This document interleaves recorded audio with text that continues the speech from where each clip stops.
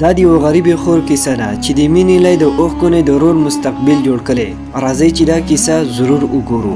دا د یوه خبره ده، په یو کلي کې خور او ورور اوسېدل. د دوی مور او پلار دواړه وفات شوي وو، نو دوی دواړو یو ځای ژوند کاوه. خور یې ډېره مهربانه او صبرناکه خور وه. هغې یوه ورځ فیصله وکړه چې هر څومره ستونزې په ژوند کې راځي نو تېرو به یې. خپل ورور به یې تعلیم ته پرېښودو.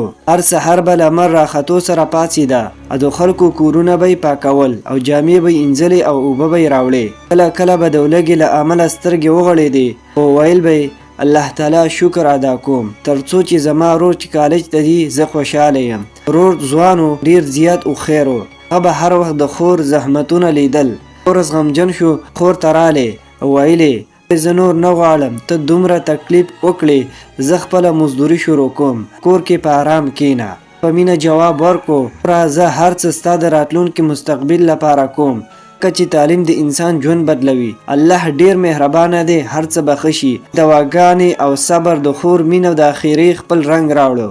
محنت وکړو، په ښار کې یوه ښه نوکري ترلاسه کړه. چې کلونه تیر شول، ورور یې بیرته کور ته راغلی.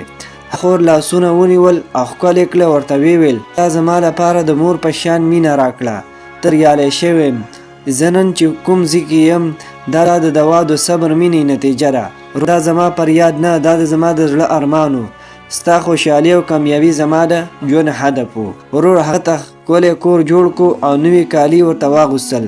اوازې وروسته ته به هیڅ کار نه کوې، دا بدله نه ده، دا د یوازې زما د زړه مننه ده. خور کا شوه او ورته ویل زه د تعالی شکر ادا کوم چې زما بېنتیجه پاتې نه شوه. دواړو مینه د وفادارۍ نښه شوه. اساسات یو شان نه و، خو مینې یو ځای کړه.